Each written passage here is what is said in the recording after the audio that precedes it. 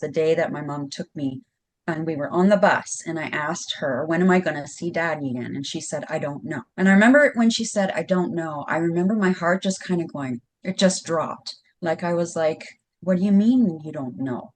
And then of course, you're a child. And so you start to go, well, what did I do? Like, it's my fault. And then she would add things like, well, he's a deadbeat who doesn't want you, which in my adult years, a lot of the time, it's been hard to believe that I am lovable. It took me a long time to realize that I am lovable. Every time the targeted parent responds, it breaks down the wall a little bit more. It's like, if he didn't want anything to do with me, he would not have responded. I would not have got this letter from him in February of 2019 when he introduced me as the daughter that was taken from him. I knew that was right. I knew it was right. And the words, though, I was like, he said it. And then a month later, my body gave out, just stopped working. It was like, oh no, you have to just stop what you're doing and you have to look at this.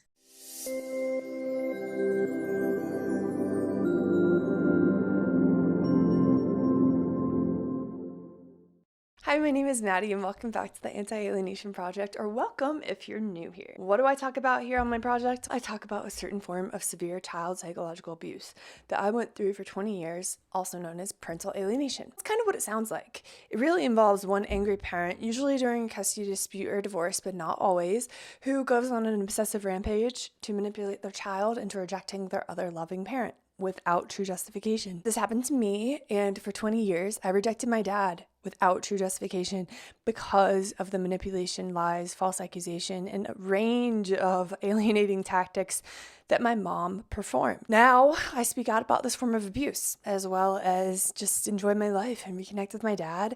I'm also forming a coalition of adult child survivors of parental alienation so that we can change things for the next generations of children to come. Hi, I'm Maddie, and welcome to the Anti-Alienation Project. Today, I'm honored to be speaking with Sacheen, a former alienated child and abducted child, who is here today to share her story. Thanks, Maddie. It's nice to be here. To anyone listening, before we delve into today's conversation, I would like to extend a gentle request to our audience. Our guest today has shown incredible courage by being here. It's really not easy to speak out against this particular form of severe psychological child abuse because it does typically involve your family of origin.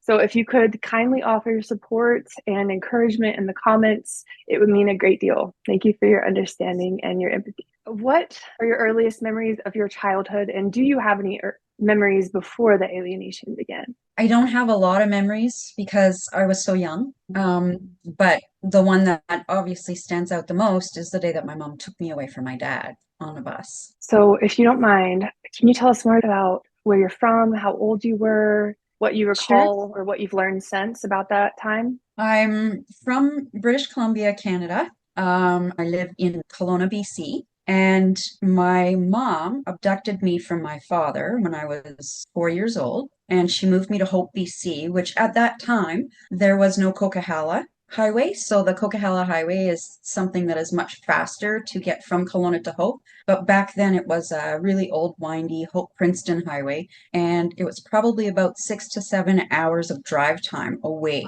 from where my dad was, which was in Kelowna. What were your memories during that time? Do you have any recollections or sense of what life was like? Not much. I do remember there was one time I was scared. I was hiding behind a couch. I don't know the whole story or anything like that, because I don't remember. But the thing that I do remember the most, that stands out the most, was the day that my mom took me and we were on the bus and I asked her, when am I going to see daddy again? And she said, I don't know. And I remember when she said, I don't know, I remember my heart just kind of going, it just dropped. Like I was like, what do you mean you don't know? And then of course, you're a child. And so you start to go, well, what did I do? Like it's my fault or something, right? Because kids do that. We're very young, we're very ego-centered, we don't know anything, we're the whole world, the whole universe, right? And so when you're like not understanding what's happening. So I remember just kind of watching out the window and just being like wanting to run off the bus and go back to my dad. I do remember that. Oh, that's heartbreaking. I'm so sorry. Do you have any memories of your dad from before you were abducted? I do have memories of my dad, and ironically, I remember picking fruit with him because there's Oh, an abundance of fruit trees. There were no fences around. We could just stop on the side of the road and we would go and pick fruit off the trees. And when I asked my dad about that, he said, "Oh, yeah, I took you to work with me one day and we did that." And I was like, wow. So I remember those types of things, but they're so few and far between. I did ask him one time, I said, "I remember I was in my tricycle riding outside in the front and I got into big trouble." And he said, "It wasn't me. I didn't give you trouble. I didn't do it." So I was like, "Hey, but I do remember getting into big trouble." So anyway, I wasn't supposed to be outside. oh my goodness. Yeah. So, I mean, even I wasn't abducted, obviously, for people who know my story. So I can't even imagine how traumatic, how confusing, painful that must have been as a child. Do you recall anything else your mom told you, or did you ask her for more information as the months went by, or is that blocked out of your memory? I don't think I asked. It was like I already knew, just don't Yeah. ask. Even when we went to Hope, because both of my dad's family was both spread out over Kelowna and in Hope. So when we moved back to Hope, some of his family was there. They lived there. And I remember walking by some of the houses that they were in, feeling so sad and just wanting to like go there. I remember missing them, right? So those are the types of things that it's more a feeling, right? So when I have, Yeah. which happens now, sometimes I'll still have emotional flashbacks, right? And not understand them because it's a feeling, then you can't always verbalize it, right? Like I couldn't Mhm. understand why I felt so sad, but I knew I couldn't ask. My It goodness. wasn't safe to talk about it. And it's just like I inherently knew that. Yeah. Right. I know the feeling you're talking about. Did your dad know where you were moved to, or was he unaware of where you were living um, as a child? He knew I lived in Hope. I do think there was one time shortly after she took me that he may have tried to come and see me. We were staying at my mom's brother's mobile home at the time, and my mom's youngest sister was babysitting me. I don't know if it was my dad or another family member. And I don't remember a lot of it, but I just remember I was going, I don't know what I'm supposed to do. So from the age of 4, and then how long was it before you would see your dad again? I don't remember seeing him at all in my childhood. And I suspect if I did, it was probably so emotionally stressful, or I was feeding off of the energy of whatever was going on, because my mom would always talk bad about him. So that's what I And wanted to get into next. Can you describe what some of your earlier memories in childhood were like during the alienation, or what tactics your mom used to convince you of things about your dad? so she would say things to me like, don't talk to strangers because, and of course, I had blocked out, I was obviously over time blocking out the memories of my dad, even what he looked like everything, right? And I remember I would walk to school by myself when I was a little bit older, whatever, but she was always like, don't talk to strangers. And your dad and his family, they might want to kidnap you to get back at me. So I was always, when I was walking to school, now imagine me being under 12 years old, walking to school, always looking over my shoulder, thinking there's some crazy man out there that's going to kidnap me to get back at my mom. Not understanding my mom was the one that kidnapped me from him, right? It must be so confusing for the child who's going through that, and you feel like you got everything backwards. Yes. Yeah. It's Yeah. all reversed. It's all inverted. Yeah. You're not the first person that I've talked to whose mom said the same exact thing regarding the abduction. That Yeah. their dad is from the Hells Angels. They're going to kill them. They are going to abduct them. They're going to kidnap them. Yeah. Wow. So that must have been really terrifying as a child. It was because I was thinking, who are these people? Like, how crazy are they? And children, why would their parents lie them? We don't, Mhm. like as kids, we can't imagine our parents lying because we're just born with love. We're open, Mhm. we have to be taught to hate as children, and it's sad because what happens is you don't just learn how to hate that parent. You learn how to hate the part of you that is that parent. That's part of Mhm. your existence. I'm really glad that you said that, because the damage is so much deeper than just missing a parent. It shapes your beliefs about your parent, but also yourself in the world because of Yeah. that. So it sounds like she really instilled fear in you of your dad. Yes, a And lot of fear. And his family, even though when I saw his family once in a while, I didn't have that fear. It wasn't there, right? So she put me from here into my head And That's then a rumination and all these, then of course the trauma, because now you're thinking about everything. And then she would add things like, well, he's a deadbeat who doesn't want you, which of course I can't see the contradiction, because I'm like, well, if he didn't want me, why would he want to kidnap me? That doesn't good make point. sense. Right. So I'm like, what? Anyway. That doesn't really add up, Mom. No, yeah. But No. that was part of the narratives back then, she claimed domestic violence and, all that stuff. And when I had finally reunited with my dad and his side of the family, and I asked, like, would he have ever hurt, like, where did she get that from? Why would he ever hurt me? And they said, absolutely not. He never would have hurt you. Like, but my mom married my stepdad when I was about 6. Okay. And he adopted me. Oh, wow. I'm not surprised. That's also very common. And all I heard about was my dad doesn't pay child support, right? So I've got this price tag on my head about, okay, so he doesn't want me, but he wants to kidnap me to get back at her. And he doesn't pay money, but I can't see him. That must have been very confusing. It was very confusing as a child because you can't make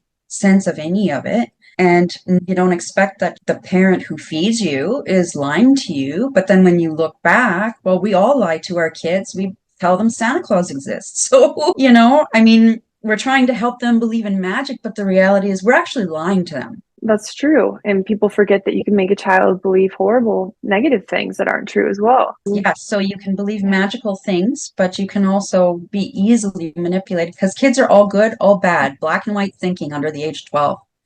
Generally around 12. Yeah. So when you look back now, do you think that your mom was doing this consciously, or did she believe some of this stuff herself? Or maybe you're not sure. I think if you tell a lie long enough, you begin to believe it. Okay, yeah.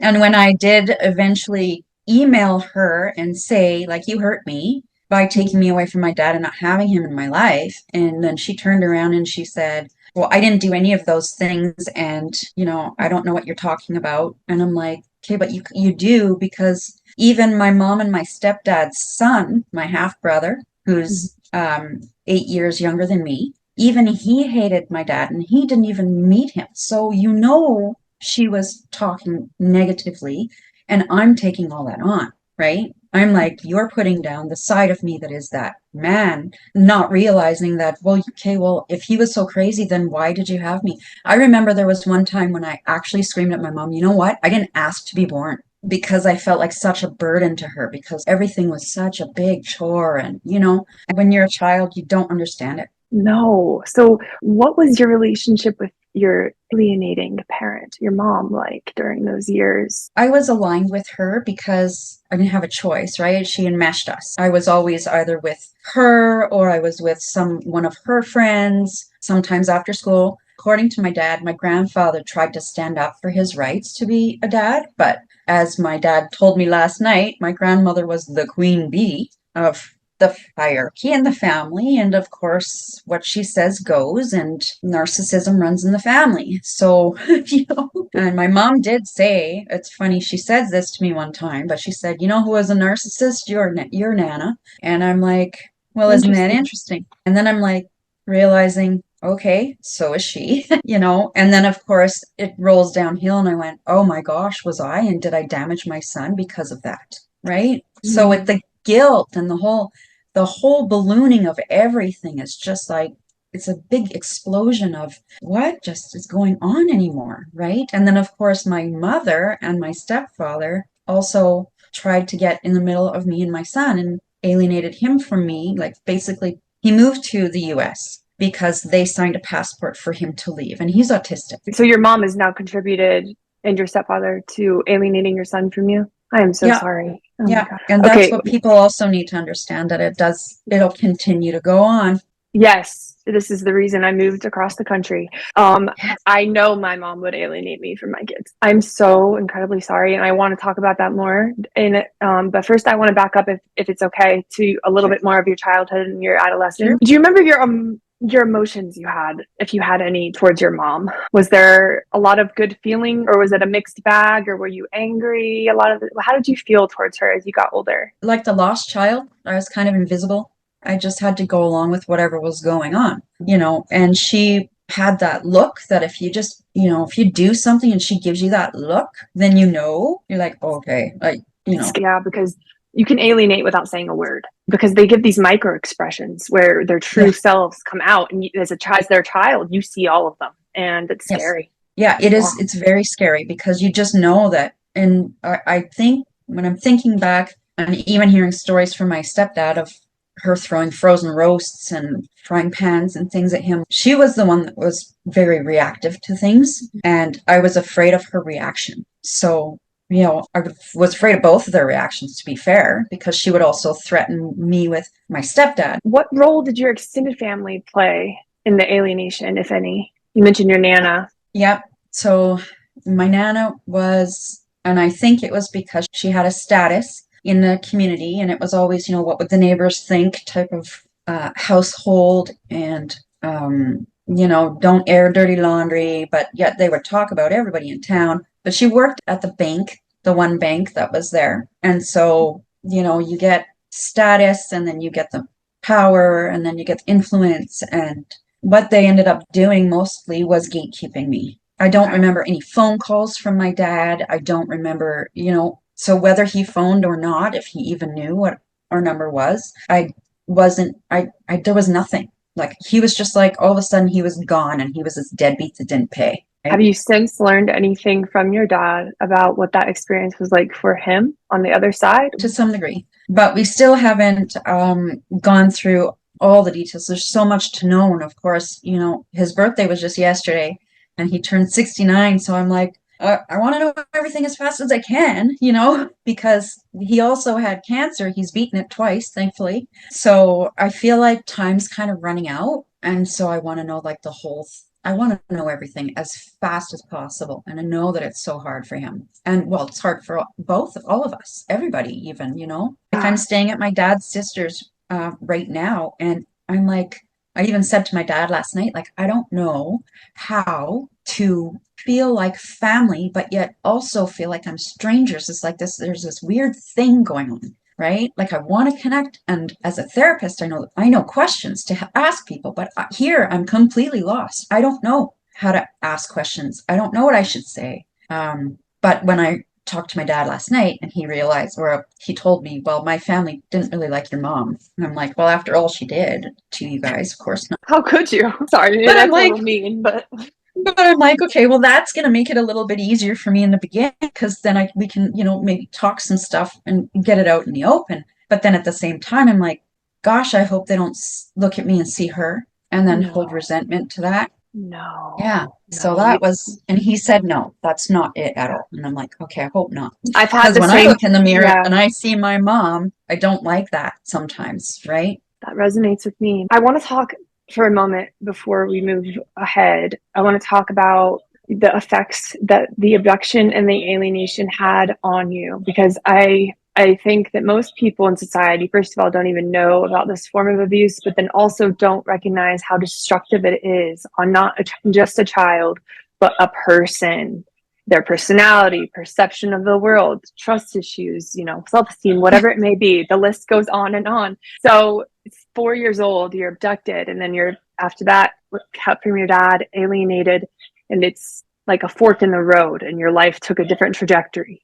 What were some of those effects on you, your life, your anything that you'd like to share to people listening to give them a comprehensive idea of just how destructive this is? You know, I had a lot of childhood friends growing up, but then when I got older, I had a hard time connecting with women. I had a hard time connecting with other peers and stuff. And I think subconsciously it was because I knew how covert and mean they could be because I lived it. And so I was always just kind of like, you know, and I had encountered so many people like that, even in my teenage years, right? I didn't like the cliques, the popular people. You know, that was very hard for me because that was just more kind of, you know, snide remarks and gossiping and all the things that I was raised with. I didn't want to be around that anymore. I didn't really fit anywhere either. I would just find people that I liked, or I would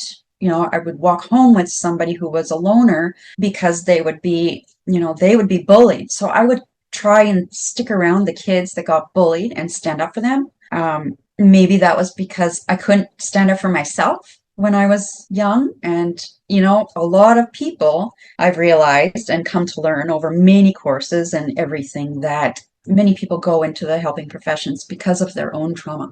And I do remember going into a mental health because that programming of childhood and even being told that my dad's family was alcoholics, I was like, well, why would someone choose alcohol over a child? But then I realized in the last few years and all this trauma work and stuff that it's just a perpetual cycle of trauma and these people are just coping. And not every alcoholic is violent or, any of that stuff. Even if somebody's relying on it, it doesn't necessarily mean anything. But that was the program I was given. His family they're alcoholics, they're dangerous, they're this, they're that. And never having experienced that, or at least feeling like they were ever dangerous to me, right? The funny thing about it was that he was the alcoholic, apparently, and she would go out almost every weekend. I was babysitting my little brother at 11 years old. I was parentified to watch him so that they could go out, and I would hear every weekend, oh, how hungover everybody is, and oh, but it was such a party, and blah, blah, blah. So while they're out projecting that somebody else is the alcoholic and that's why he can't be with me, they're out partying or doing this and doing that. And I'm watching my little brother, who through my teenage years, I began thinking he's the golden child because he's my stepdad's son and he's the new family. And I'm just the outcast, the burden, nobody wants me and I'm just kind of hanging along. So in my adult years, a lot of the time it's been hard to believe that I am lovable. It took me a long time to realize that I am lovable because I always felt like I was unlovable. Absolutely. There was hardly any affection when I was growing up. My husband now actually helped me with that a lot. He's very affectionate, thankfully, because that's what I needed, So Shout out to that him. That we all need someone to show us that we're lovable and that we're worthy of yeah, love. So that's yeah, awesome. I'm really glad you exactly. have him. Thank you. Yeah, he's definitely been my rock. Well, we've been each other's rock because he also sees his stepdaughters in me. He sees the pain of his girls in me because of what I've gone through. And he's heartbroken over what he's had to go through, but he also is like, I'm so glad that you're here so that I can understand it a little bit better. And maybe if they ever come around, because I'm like, I see myself in both of those girls too, right? The angry older one that lashes out, and then the lost, invisible younger one. And I'm like, I've been all of those parts because when you're alienated, you're so shattered. Yeah. Right. Yes. I want to get to that point in your story, but I still think that we might be missing some in between. Oh, sure. So Yeah. you get older, your teenage years. When did you start to question your mom, or did you question your mom and think about your dad or try to get information? What was that like growing up? So I lived in Hope. We moved when I was teen, and when I was 12, there was a boyfriend I had who I took because we had a phone book back then, because my age is going to show, but we had a phone book. So I was looking through there and I'm trying to find the last name and the addresses of where these people are because it had been so long. And I reached out to my grandfather. So my grandfather, who was the same one at the funeral that we talked about earlier before the recording, I went to his place with the boyfriend I had at 12 years old because I was still afraid. Right. But I wanted to know. So I reached out and my grandfather was thrilled. He was just ecstatic that I showed up at his door. And that was when I was 12, sometime when I was 12. And then, of course, my mom and they moved me half an hour away, at least half an hour to 40 minutes away. So they made it harder for me to just walk over to see my family or the parts of me that I wanted to learn about, my heritage. Right. Wow. I didn't know that back then, but every time I would reach out and try and find them, we'd move. Do you think she was trying to isolate you from them, or trying to hurt him, or both, or something else? That she could maintain control. I feel like I keep wanting to say, I'm so sorry. because I can also relate to a lot of this. And Yeah. it's a type of pain I think I'll be healing from for the rest of my life, parts of it. So I just hate to hear this. When other people share their stories, it's empowering and it's meaningful and it's very important, but it's also just, Yes. do you remember seeing your grandfather at age 12? Do you remember what that was like? Seeing my grandfather, I remember a little bit.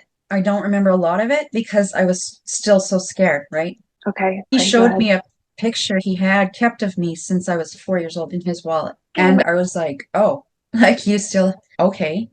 So he never badmouthed my mom. None of the family has ever badmouthed my mom. And I'm like, but she probably deserves something, and there's that part that you just want to make her kind of pay in some kind of way for what she did, but knowing that you can't do that because then you're attacking the other side of yourself, and it's just such an imbalance. And I guess what healing from parental alienation is trying to figure out the teeter-totter and bringing it level. And it's going to have to go back and forth a little bit until you can find that balance, right? I tried to reach out to my dad again because I had his mailing address.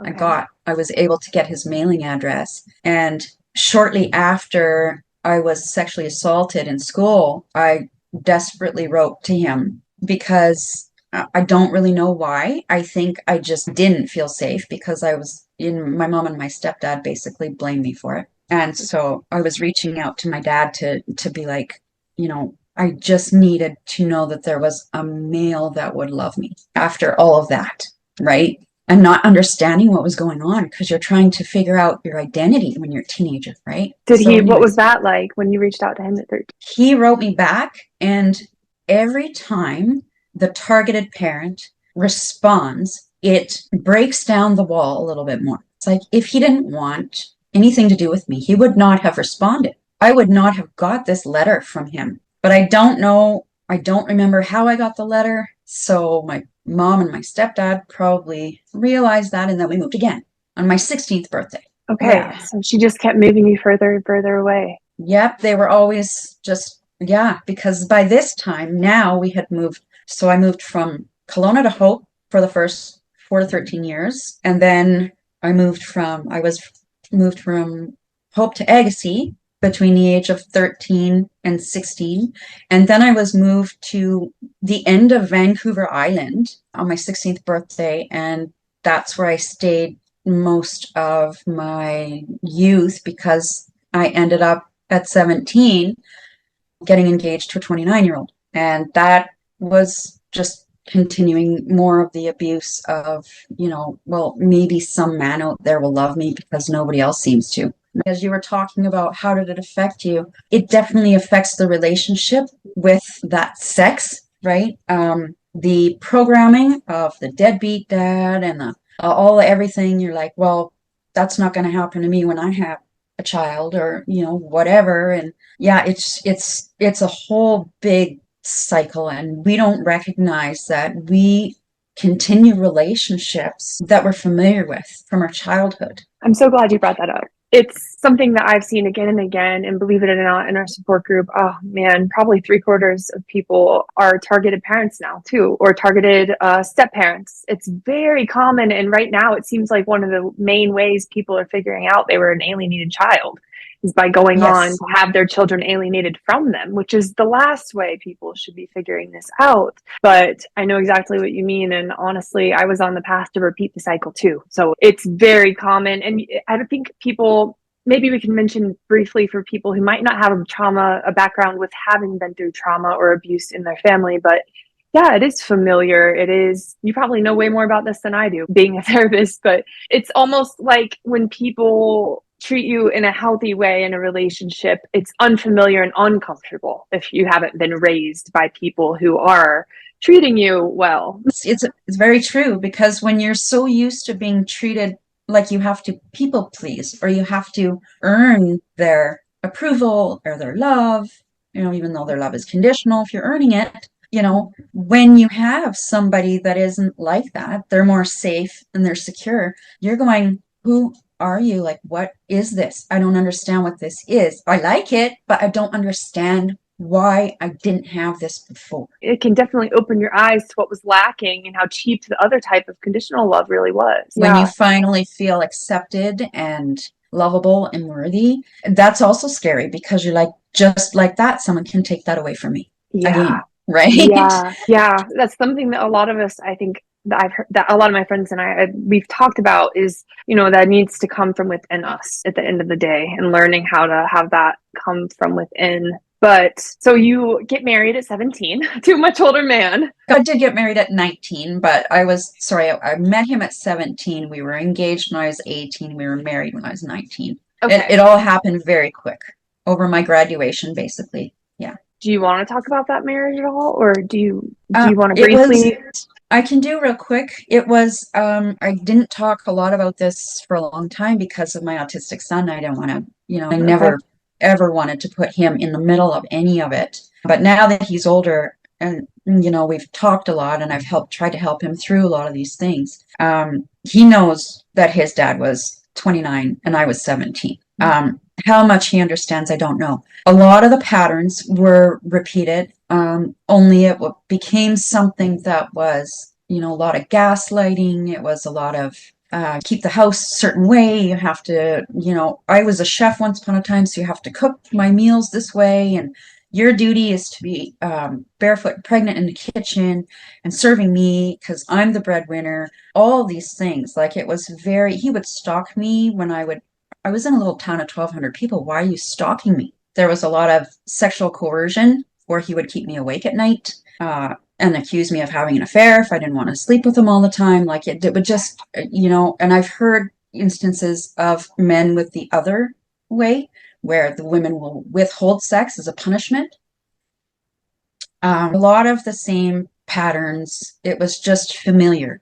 All these things that we repeat are all subconscious programs that we get as children that we carry into our lives forward, right? When my ex-husband punched the wall when my son was 4, of course, right? Everything happens right?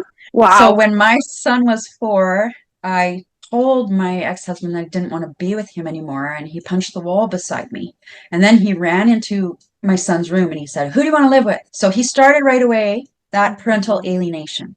And when he did that, I was like, "Oh, we're not doing this." I'm like, I have to appease him. And it took me a good 7 years to figure out how to get out of that because it was so isolated. I had no skills, no schooling, no income. Because he married, I was so young, right out of school, he married me, right? And when I told him, even before we got married, I said, well, we can put it off. He said, no, we're getting married right now. But of course, that's a lot of the narcissistic programming, and they've got to move things fast along because they can't keep up their mask and their charade for very long. But then once you're in the marriage, now how do I get out? Now I have to try and work and build. And yeah. And then, of course, when I finally did leave, and I told him I was leaving, he started to put my son in the middle of things and be like, your mom doesn't want to, your mom's breaking up the family. And, all these, she doesn't want to be here, and basically putting all the blame on me and trying to align my son to him. And I told him, stop using our son as a therapist. And in fact, I was going to wait until the end of the school year to leave. And I left on April 1st because I said, if you're going to do that to him, and I already had looked into interim temporary custody. I'd spoken to lawyers. I did all my research. I did my due diligence because I wanted to make sure that my son wasn't going to be alienated from me. And I also didn't want to alienate him from his dad, but I knew I could not stay there because if he was stalking me when we're together, what's going to happen if I just get an apartment in the little town over here, right? So I had to rip that Band-Aid off real quick. And then I headed back to the Okanagan. So I ended up staying with my mom and stepdad for a while until I could find my own place because they left Vancouver Island right after I had my son, pretty much 8 months later. And then they went to the Okanagan. So there I was with a newborn baby, just finished high school. And now I'm married to this man. And I vowed to my son that I was not going to do the same thing that my mom did to me. I was not going to do that to him. So it's just kind of a quick summary of how the cycles continue, and we don't even realize it until it's too late. And then you're like, now what do I do? Right. So learning one of the counselors that I went to, my very first counselor I went to that my ex-husband made me go to, was very aware of abuse, and she taught me all the different types of abuse. She taught me how to be assertive. She taught me how to take my power back so he couldn't control me anymore. Things like that. I had people in town that were saying, if you need a safe place to go, you can come here. In all seriousness, you can come here. And I'm like, when I have people in the town telling me that I need to get out of there, and even some of my stepdad's family, one of his brothers, said, you need to get out of there. Wow. That says a lot. So during your marriage with your first husband, there was no contact with your dad during that point? It was still no No, contact? no. Yeah. And I had actually apologized to him about that too. But I said, I was going through my own things, but part of what we do. So, when I left though, and I was closer to my original roots, I again started to go, okay, well, I'm really curious about my, that dad side of my family, and some of them are here. And one of my dad's brothers, my uncle, who has passed away now, my grandfather sent him to find me because my grandfather had built me a hope chest. What's a And hope chest? a hope chest is one of those, because he was a woodworker.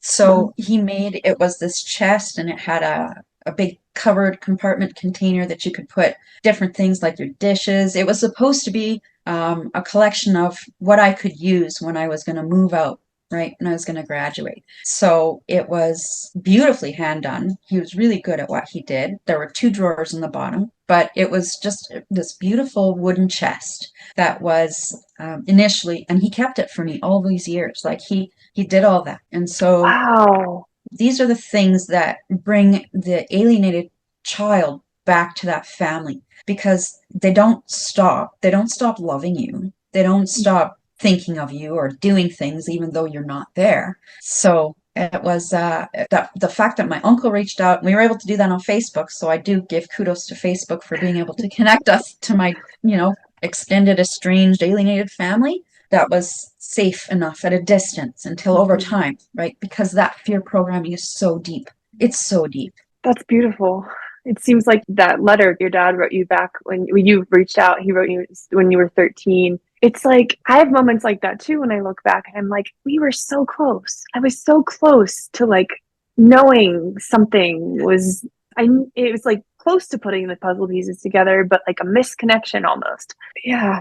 So when your grandfather brought that over, did anything come of that, or was it just breaking through the barrier a little bit more? It was breaking through the barrier a little bit more. But I was connecting more with that family. So I was connecting more with my dad. My dad came over one time with one of his brothers and helped me with my car, because my car was having problems. So they worked on my car. Just these little things that I felt like, okay, well, that's a safe thing that they can do to help or whatever. But the big ones are the impact of, wow, like you kept all of these things all this time. When I reconnected with my dad again, he gave me pictures of me that he kept. One of his sisters gave me my baby book that they had, so all these things that the targeted parent will hold on to in the hopes that one day, my dad never thought that I was ever going to come back into his life. Oh, really? That's the part that's the hardest. So how old were you when you did see him again? I was in my 30s. But I always kept them at arm's length because of that fear, right? Even though I'm an adult, like he can't do anything to hurt me anymore. So it wasn't logical, but I couldn't, it was the brain program. It was a brainwashing, right? And it's just that, oh, Yes. well, why, it doesn't make sense.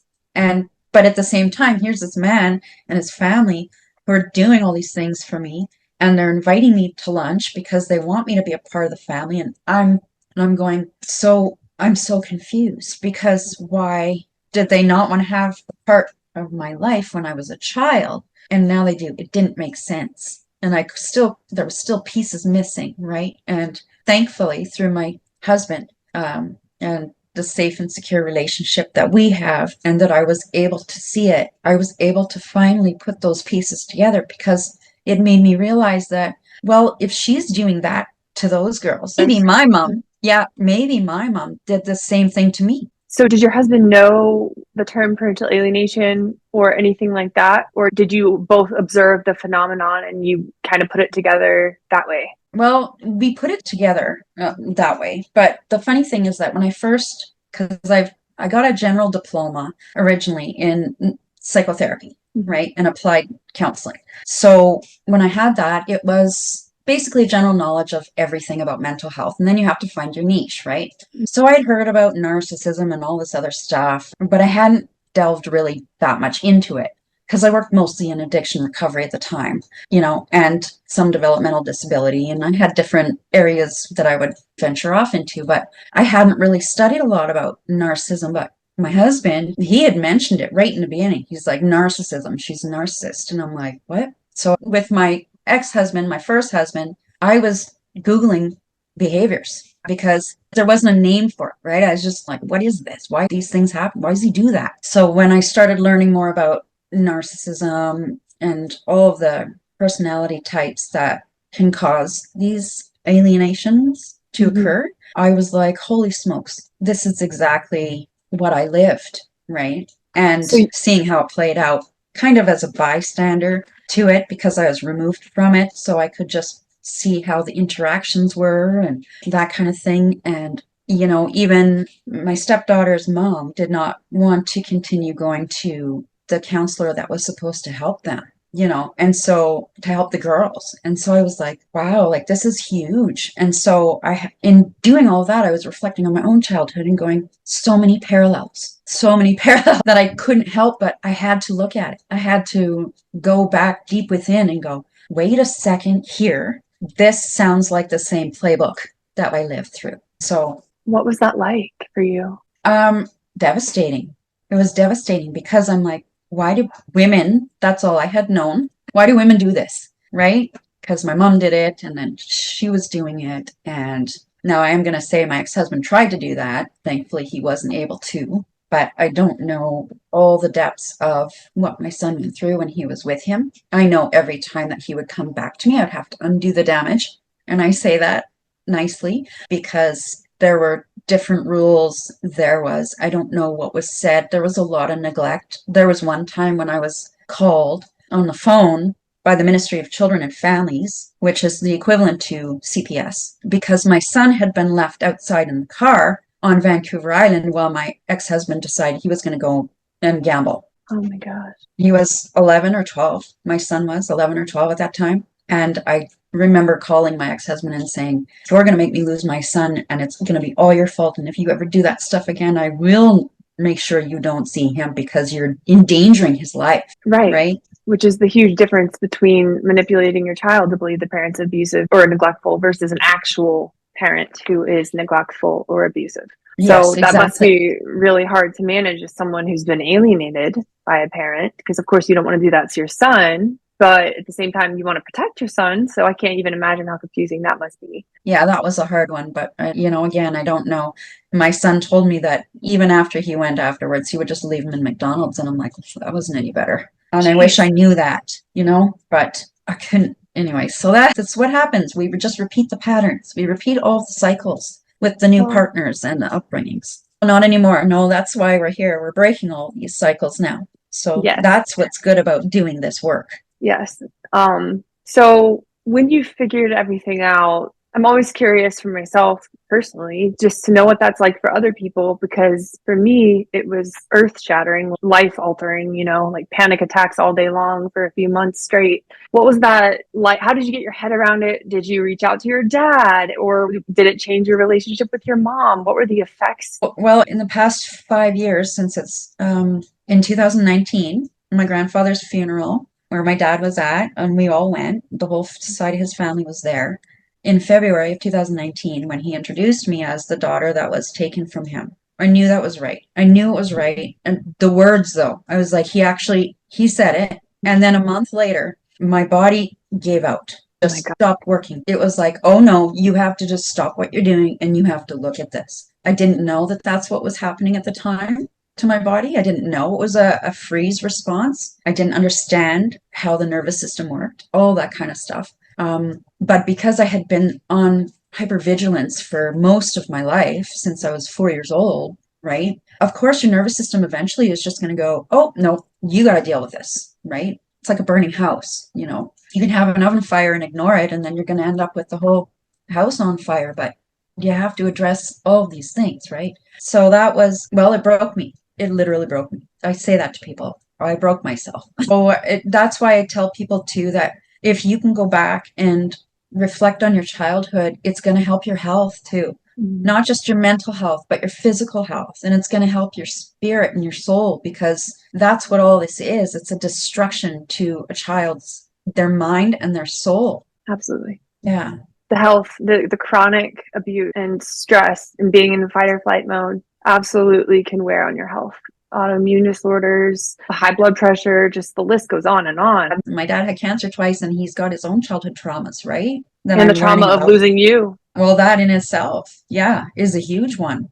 It's for Never the mind all targeted the parents other as things well. he went through. Yeah, My exactly. dad also developed autoimmune disorder after everything with their divorce and the alienation with me. And I developed an autoimmune disorder too, the same time. It's so weird. But it sounds like your body really put up a fight. And then it was just like, I'm sorry, Sacheen, you're taking a break. Yeah, yeah, it really did, because I had been pushing myself and pushing myself, and I was ignoring things. I knew I was ignoring things. I'm like, I don't have time for this. I don't have time for that. So my body's like, you're gonna make time for it. Really smart. So did you confront your mom ever? I did. I emailed her. She lashed out at me. She would always talk badly about, even me being on Facebook and Facebook friends with them. She'd be like, oh, this person, blah, blah, blah, I didn't even recognize me. Looks terrible. Always. And I'm just like, do you ever stop? Yeah. No, and we know they don't now. But yeah, so when I did, I sent her an email and I told her, you really hurt me by denying me access to my dad and taking me from him and talking badly about him. And I did a whole big long email, and she responded with basically denial and not going to take accountability for anything. And no, I didn't do such things. And I never talked to you about your dad, before, under 18, because I knew you were too young, blah, all these things. And I'm going, and then she called me abusive. I'm like, so my hurt feelings are abusive to you. Well, that just goes to show that now I know who the abuser really is, because you did the same to my dad, and now you're calling me that I'm an abuser. So I knew right then, I was like, no contact. We're over. She wanted to throw everything under the rug, and I'm like, no, we're not doing that. Elephant in the room right now is getting exposed, and that's what's happening. And if you don't like it, then that's okay, because you made your bed. And I have to just do what's best for me. And right now, I need to know this side of my family, because you took it from me. First of all, I just want to say that must have taken a lot of strength, and that must have been really difficult to have all of that gaslighting and the most painful things, probably some of the most painful things of your life. I'm so sorry. I also understand how no contact can be really taboo, and a lot of people can give their input and not really understand that. I believe for people whose parents are abusive, it's a last resort decision, and it's a decision you have to make for your own safety and your own health and your peace and your soul, honestly. For your own sanity and your own mental health, you have to sometimes do it, and if I don't know if anything could change, but right now it's about protecting me and the things that I want to learn. And my aunt, her sister, she said to me too, I'm 42 years old, and she sent me a message, and she's like, oh, he's brainwashing you. And I'm like, I'm 42 years old, and you're trying to tell me he's brainwashing me? Again, more projection, right? I'm like, I know what you guys did, because even she was widowed young, and even my uncle back then, he told me that, your dad wasn't a bad guy. And I remember him saying that to me, and I was probably 10 or 11. And I held on to that like that was gold. I was like, somebody finally said he's not this monster, right? And I remember just going, thank you for that. I remember feeling, thank you for saying that. Thank you for making me feel like I'm okay, right? So that was good. Yeah. So it sounds like learning the truth, hearing it out of your dad's mouth, something about hearing it maybe from his own mouth sent your body into this, no, we're shutting down. And then you confront your mom, you go no contact with your mom. Did your health begin to improve slowly, or what was that like? Did you notice any effects from going no contact with your mom? I noticed that because I didn't even really like talking to her very often because she was always depressed, or she was, always something was always wrong, or she was just identifying with her physical symptoms, or, what's happening on the TV, or it was so superficial. And so I just didn't feel good anymore I didn't want to be a part of their life anymore because I was like, I don't understand. And they would put the things that I would do down, like I work in the mental health field, and then you start saying things about drug addicts. Like, I'm like, this is really hurtful to me because I work with these people and these are just people, and you're like feeling like you're so much better than everybody. And that is one thing that my dad did say to me. He said she seemed to think that she was better than me. And I'm like, she's always harder up. Like, it's always worse. I could have 2 back surgeries and she's going to have 5. I don't know. Right. Victimization. Yes. Yeah. And and even when I did have 2 back surgeries, did I get a phone call? Did I get flowers? Did I get a visit? Nothing. I got nothing. Not from them, but from my dad's side of the family. Some of them showed up. So again, that just shows you, right? These people do want to be a part of your life. And the fact that somebody keeps them out of your life really should not happen. That shouldn't be their choice. It's not about them. It's about the child. It's not about their rights. It's about the child's rights, and the child's rights to have 2 parents, right? And my mom and stepdad adopting me and then saying he has to have supervised visitation and all of these things. I'm like, he's treated like a criminal. And then when I was trying to find any evidence of any police reports, because if there's domestic violence or something going on, where's the evidence? Where's the police reports? I couldn't find anything. So she made up the false accusations. Yeah.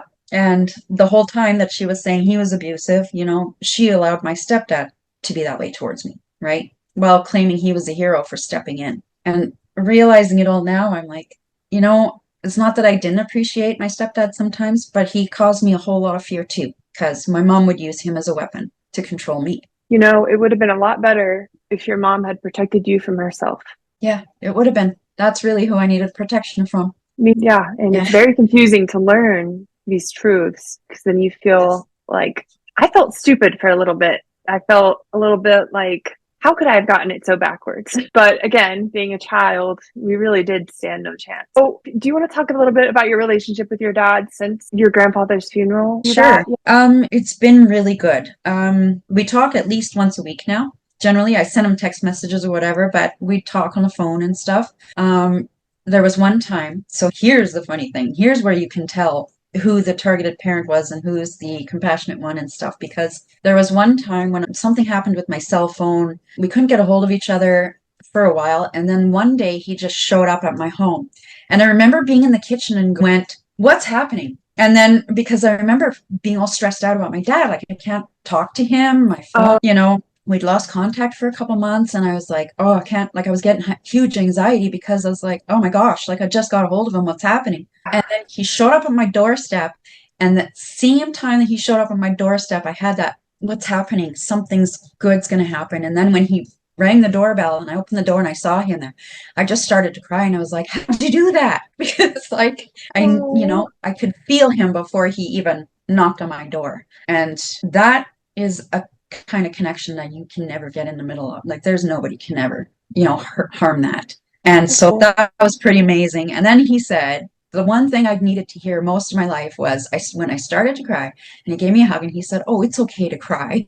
And I was like, what? Like, you're not going to get mad at me for crying either? Like, because I used to get into that, if you cry, I'll give you something to cry about type of thing, all that kind of stuff. That's so beautiful. Oh my gosh. I love hearing the hopeful part, the happy parts. It's because it's the targeted parent, I believe, that really can help you heal. And it's what gets you through all the rest of the crap. You were talking about that anxiety that's programmed into you and into our bodies. And I've had that same, it's taken me 2 full years to be able to talk to my dad and look at my dad and not feel that anxiety. So I was just curious about you, and if you can pinpoint a moment or an instance where you had a breakthrough and how you were able to trust your dad again or have that anxiety lessen. I think it was that moment when he just showed up and I felt him before he even rang the doorbell. Like, there was some kind of an energy that I was like, something good is going to happen, So that was the moment, because it was like I was okay to just be me finally, and to Yeah. connect back with the pieces of me that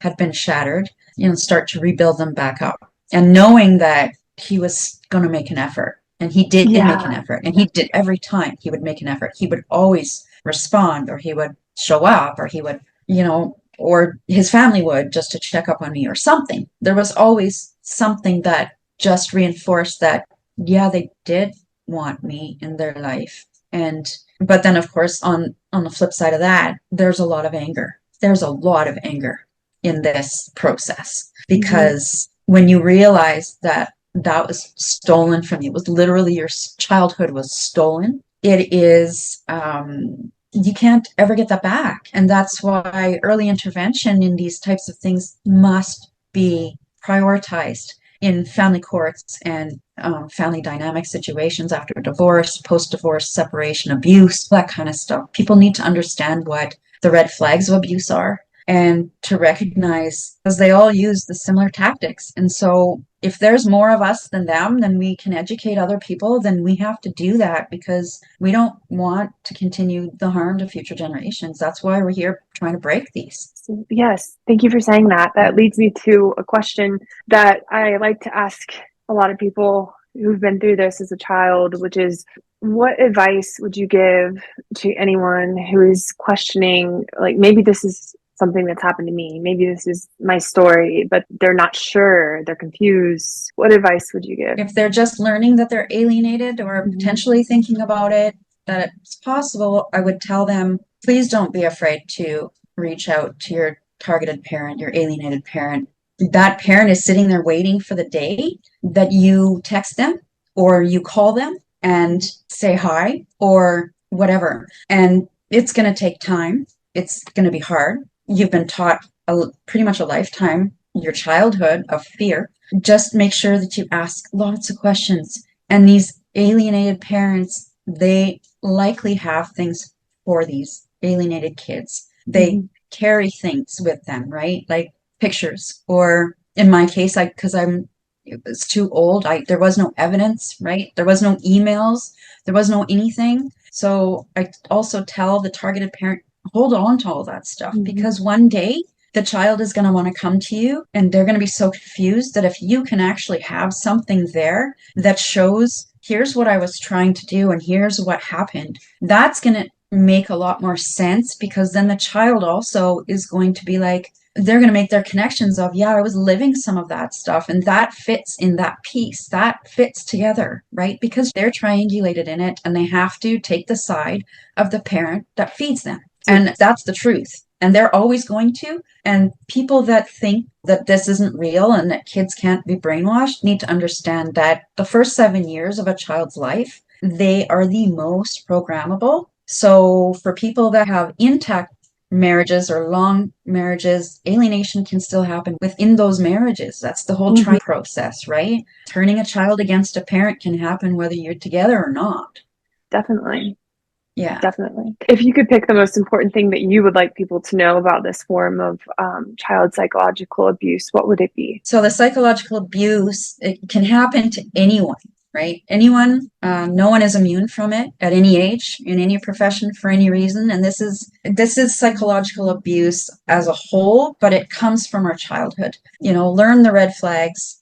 Be careful to follow your own gut instincts or inner guidance, because we've been taught to ignore our instincts, and we've been taught to be in our thoughts, which isn't always a very good thing, because that's where rumination happens. That's where the anxiety comes from. All of those things that we tell ourselves, our narrative that isn't ours, but it was given to us, right? Challenge everything you thought you knew in your childhood by what generational trauma has been passed on. Start with your own reflections. The ACEs question, which are, there are 10 questions. For those who don't know what the ACEs is, Adverse Childhood Experiences Scale. And you can find that on my website, which I'll give at the end of this interview here. But when I took that questionnaire, and it's only 10 questions, it really helps highlight, and divorce is in there as one of them, along with different types of abuses. It helps you to realize, when you see your score, how these things have impacted your childhood, and it might help open up to how it's affecting your adult life now, because relationships get carried forward, right? It's a cycle.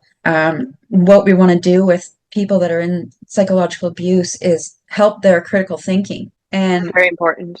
yeah, so just enhancing, getting kids curious, or, anybody that's endured psychological abuse, getting them curious to the critical thinking, well, how did that happen? Or what could be another story, or, anything like that. But with parental alienation, we need to understand and hear out the other side of the stories. We need to hear it from the targeted parent, because only then are we going to be able to piece what's really true. And you're going to feel it. You're going to know it's right. You're in cognitive dissonance when you're in parental alienation, right? Your mind says one thing because that's what you've been programmed to do, and your heart and your energy is feeling and saying something else. So that's what I tell people. Try to move into more heart-centered and try to just really go into what is the truth I feel is right, especially if they're older, because like I say, we didn't have emails. I lost my letters that my dad wrote me, and I thought I had them in safe places for a long time because I did keep them. I kept all of them. I kept pictures. His wife, actually, when I had reached out again at 18, his wife also wrote me a letter inside and said, he never denied you. I always knew when I got together with him, the first thing he talked about was you. All these things. So all of those types of things, all of those seeds, they all matter and they all make a difference. And it doesn't matter how small you think it is, and I've apologized to my dad for my rage at him, and he said, you don't need to apologize. And I said, I do, though, because I feel like I do. And I know it wasn't me, but you didn't deserve that, right? You didn't deserve that. And kids come in with love, and we need to make sure that they stay in love and that they're not taught to hate, because really the hatred isn't towards the other person. It's back, fingers pointing back. It's just at you, and it's not worth it. It's not worth it to hold on to that hatred and that anger. I love that advice. It's great advice. I have a question that wasn't on the list I gave you. Oh, that's but okay. Yeah, it just came to me. If there's anything that you would tell yourself as a child when you were going through all of this. That he loves you. You are lovable. He loves you. And you're worth it. And when you get older, they can't hurt you anymore. The programming can't hurt you anymore. So you try, and you need to reach out, and you need to understand that side of what happened. And that is actually your right. As an alienated child, that is your right. And part of your healing is going to be reuniting with that targeted parent. That's going to make all the difference. Wow, Yeah. that's beautiful. You did mention before the interview started, and I don't want to keep you much longer, but I wanted to hear what you talked to your dad about, if you wanted to share anything that you've learned talking to your dad last night or throughout the past few years. Anything you've learned, or how did he respond? Yes. Anything at all you'd like to share? I have. I actually just sent him this text message earlier today, and he sent me back a picture of his mom, my grandmother, who I never met. And so that was nice to see. I found out that my dad was 15 years old when his dad left their family, their home, and left my grandmother. And he said he stayed with his mom at 15 years old to help raise all his siblings because she couldn't do it. And she had her own trauma and her own issues. He did say she was boozing it. So that is part of the story. But my mom didn't know her.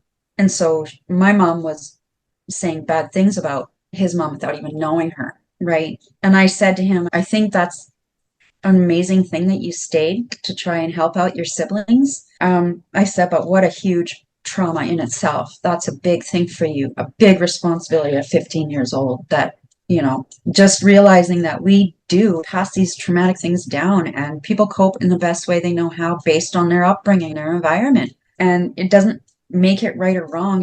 You have to understand it. You have to understand where it comes from. And all the stigma around, drugs or alcohol use or addictions or any of these things, when you look at where it comes from. And my mom told me one time, she said, oh, your dad said he wanted to grow up and be an alcoholic like his mom. I'm like, I don't think anybody ever says that they're going to grow up and be an addict or something. Nobody does that. So none of that made any sense to me. And of course, in all the trauma and recovery work I've done and deeper delving in the neuroplasticity and all of that of the brain and how trauma affects the brain and everything. It's so much bigger than just, well, that person's an alcoholic or that person's a whatever. It is multiple layers of things, right? So the message that I sent to my dad today, I said to him, I take my glasses up here. I said, I forgot to mention the biggest thing my mom did that made me realize I needed to cut them out of my life is when she called me abusive,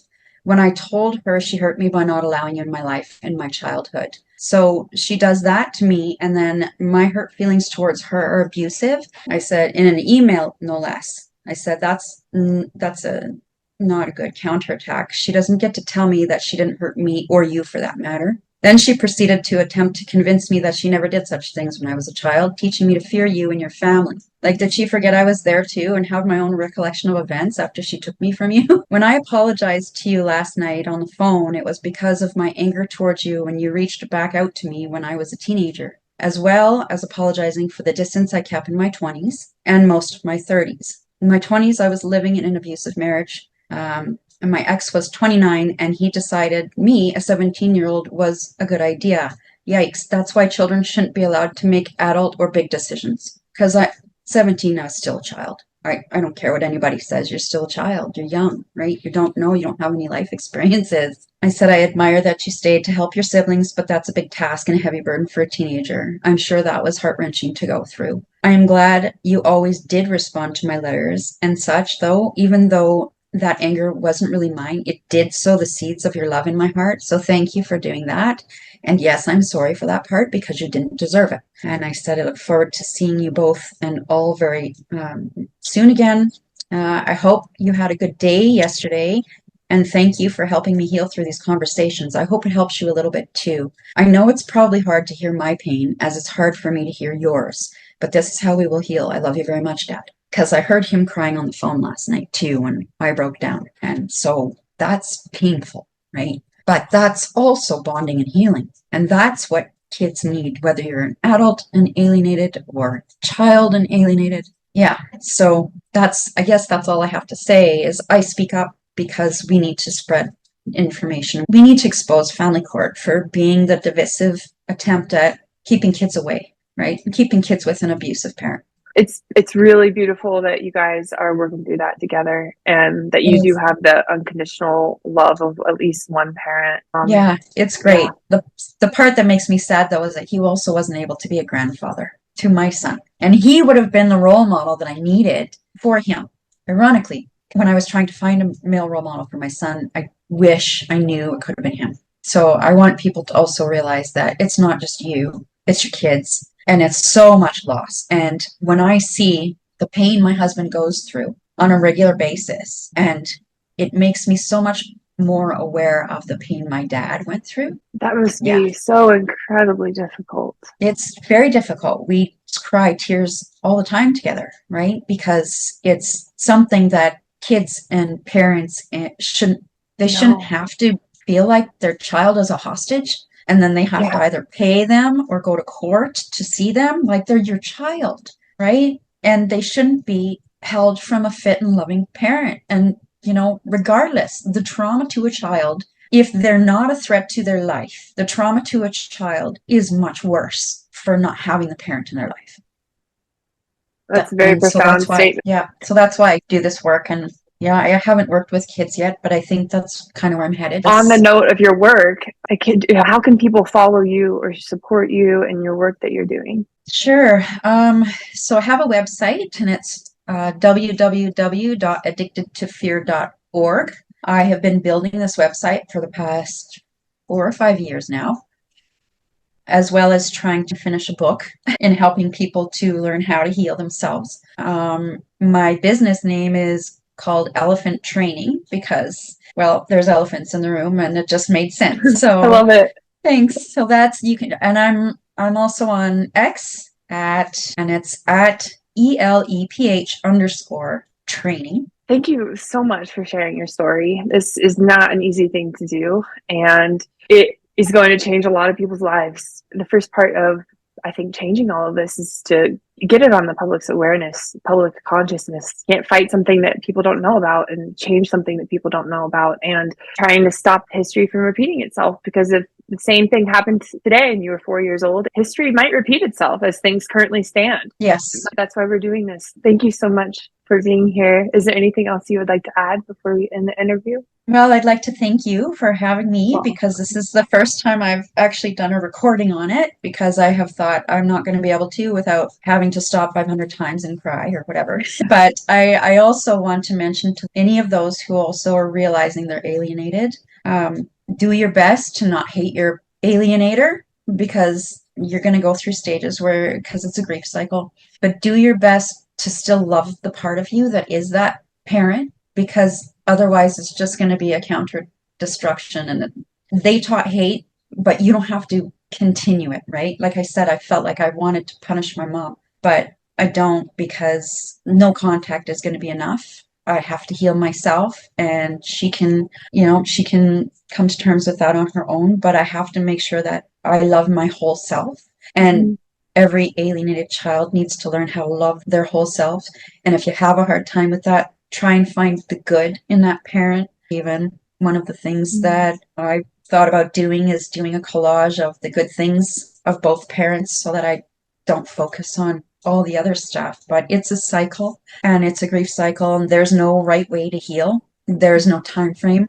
You're probably going to be doing this your lifetime. That's the work we're here to do. And we're going to make big differences in the lives of other children, and that's why we're doing it. And I think that's really the key here, is we have to stop other kids from feeling the pain that we felt. And so thank you so much for everything that you do, Maddie, because your work it's very inspiring, and it's helpful to me, and I get to share it too and create more awareness. Well, thank you for being here. I really admire you, and I think that to face all of this and come out the other side a kind and caring person says a whole lot about your character. So not everybody could do that, and your son is really lucky to have you as his mom. Oh, thank you. I needed to hear that today.